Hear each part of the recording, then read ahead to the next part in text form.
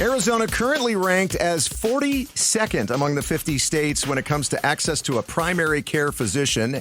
And our rapid population growth is only expected to make this worse. By 2030, that's less than 5 years from now, it's estimated that Arizona will need something like 2,000 additional primary care doctors to meet patient demand.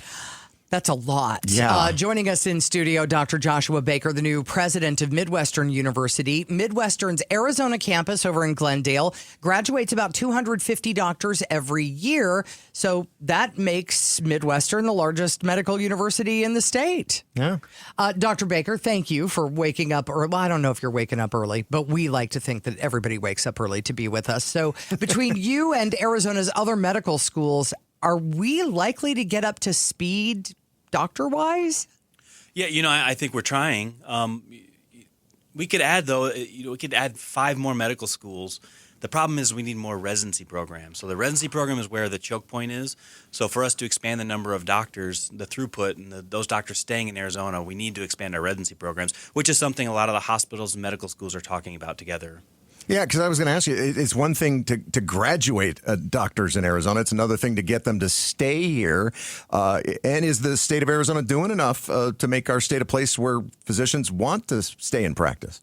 Yeah, I think it's something that we talk about a lot with a lot of our hospital partners, finding ways. The reality is we have good data that says, when you do a residency in site, that's the most likely way to ensure that individual is going to stay in practice in that area. For us laymen, explain what residency is and all of that. Right. So residency program is the training that doctors undergo after they graduate medical school. So, they get a bachelor's degree, then they go on to medical school for 4 years, after which they then have to enroll in residency programs for their chosen profession. So residency programs in primary care, family medicine, internal medicine, ophthalmology, whatever their medical specialty they're interested in, they have to go into a residency. So we have to have those residencies in place in Phoenix, in Tucson, in Arizona for people to practice and train in Arizona. So the more residencies we can get in the state of Arizona, the more likely we are to actually increase the number of licensed providers in the state. So everywhere I look, driving between here and my house even, there are,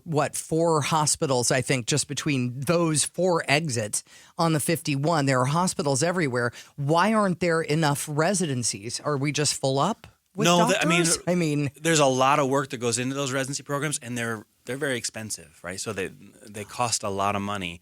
So it's getting federal funding to do it. It's finding the right partnerships for those residency programs. So, there's a lot of barriers, but there's also a lot of will and motivation to do so. So I think we'll see a continued increase in the number of residency programs. There's a lot of interest in it. And is it important that the doctors who graduate in Arizona University, be it U of A or Midwestern University where you're at? We're talking, by the way, with Dr. Joshua Baker, who's the new president of Midwestern University. Is it important to keep those doctors in Arizona, or are they just going to scatter to the 4 winds anyway, and we should just focus on these residency programs and, bringing doctors in from other places? No, I think if we can, we should keep our own. I think, like all of our programs, we're very proud of our students. We think we're doing a great job. We think we get great students. And so if you have a bunch of talent in-house, it's in our best interest to try to hold on to them. Well, and it feels like it would be cheaper. Now, I don't know anything about this, but it feels like it would be a cheaper route to have somebody who graduates from medical school here do a residency here, and then the likelihood, I think, that they would want to stay would be a little bit higher. Yeah, well, and the wonderful thing is they're tied to the community, right? If they're from here, they're born and raised here, they know, right? There's even good data that says, healthcare outcomes are better when you have doctors from those communities providing care in those areas. Okay. So all in all, I think it's a win for us when we can hold on to ours in Arizona. You have a very interesting history. Before you came to Midwestern University in 2013, you served as an officer in the United States Army. You were an optometrist there, but you also deployed to Operation Iraqi Freedom, where you earned a Bronze Star. I'm guessing you didn't get that for doing a lot of eye appointments. So if you got time to tell us the story behind that, I'd love to hear it. And then also, are we doing enough to get veterans into the sciences, like medicine?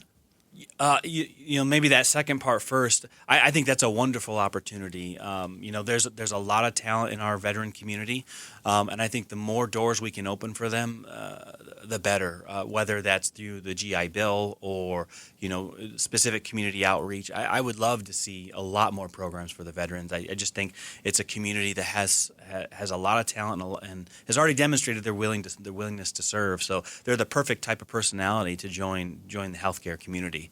In terms of the time in Iraq, so I was there from July 2007 to November 2008. Mm-hmm. Just after the surge, that uptick in medical assets that happened immediately after the surge. I was with a great unit. I deployed with the 261st MMB out of the 82nd Airborne. It was interesting. I was actually stationed in Fort Wainwright, Alaska. My wife and I had just moved there. We hadn't been married very long.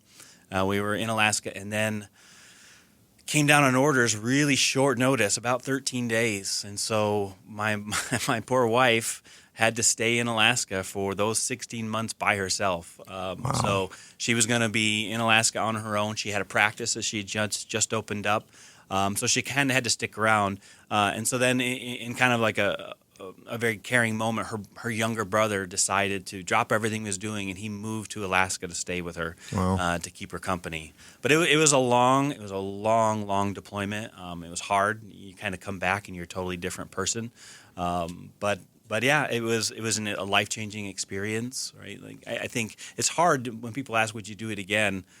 I mean, yes, because it changed who I am. But do I want to experience all those things again? No. Right.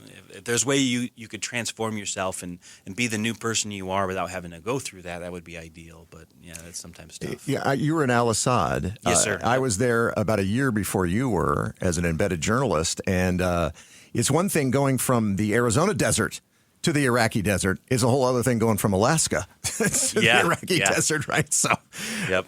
Dr. Baker, thanks for your time this morning. Really appreciate it. Appreciate you having me. Dr. Joshua Baker, the new president of Midwestern University and the Arizona campus, which is just over in Glendale, graduating 250 doctors every year. But we need places to put them. Yeah.